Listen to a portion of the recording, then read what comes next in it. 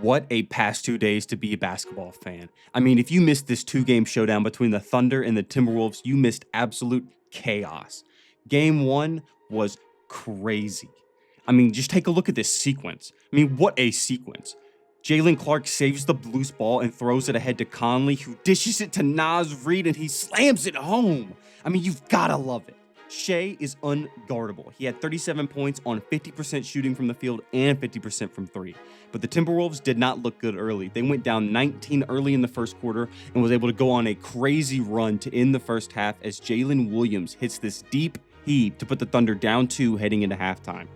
Jalen Clark had himself a game, putting up 14 points on 85% from the field and adding 4 steals to go along with it. What a beautiful display of ball movement by the Thunder. They are playing some amazing basketball as of late, only accumulating 10 losses up to this point. And Caruso with 3 threes down the stretch late in the fourth, and the Thunder just rained down threes to extend the lead to 8 and close out the game with the Thunder winning the first of the 2-game matchup 130-123. OKC fought down the stretch and ultimately was too much to handle for the Timberwolves. Now, game 2, this one was a little different. I mean, this game was all in favor of the Thunder in the first half. I mean, heading into the half, the Thunder were leading the Wolves 64-45. The Thunder assisted on 78.6% of their shots in the third quarter. I mean, their ball movement was on point, and eventually extending their lead to 25 over the Wolves very early into the fourth quarter. And I'm not going to lie to you guys, once the Wolves went down big, I stopped watching. I turned it off, and I turned on the Nuggets game, actually. But Nickeil Alexander-Walker was a game changer last night. I mean, he was playing hard on both sides of the ball. He was getting aggressive on offense with 21 points and giving the Timberwolves the spark they needed to spark their comeback.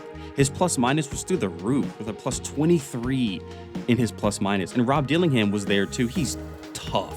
He finished with 12 points and 5 assists. And Naz Reid was battling an ankle injury through the entirety of the game, and he left at the end of the third, but returned in the fourth and finished with 22 points and 11 rebounds. And you can't ever forget Jaden McDaniels, who was playing fantastic minutes last night, putting up 27 points, 11 rebounds, 4 assists, and 2 steals. And OKC's offense stalled, especially in OT. And it feels like they are gassed after the game they had the night before. The Wolves came out firing at the beginning of OT with Alexander Walker hitting a mid-range jumper.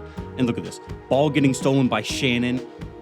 Give it to Walker, gets fouled. Going to the free throw line, he hits both, putting them down 1. Naz Reid going through, gets fouled, hits both, putting them up 1. 54 seconds to go. Shai loses the handle, and he kicks it out to Williams, who finds Caruso, who gets this lay to go, putting the Thunder up 1. Pass to Naz. Naz going to the basket. He gets blocked by Cason Wallace, but Cason gets it stolen. Edwards with the 3. He shoots, misses. Reid with the rebound, puts it back up. He's fouled. He was going to go to the line to shoot 2 more and hits both of them. 18 seconds to go. Shai with the ball. Shai drives into the paint. Up, swatted by Edwards and rebounded by Shannon Jr. Let's take a look at that. I mean, just look at this play. I mean, what a block. Edward even got the flex off mid-play after blocking him. I mean, on back-to-back, being able to make that kind of big play late in this game is absolutely legend-like.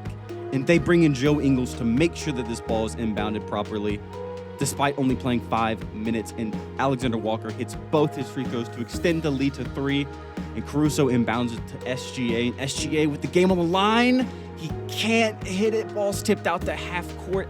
And the Timberwolves survive and make the largest comeback in team history, a 25-point deficit.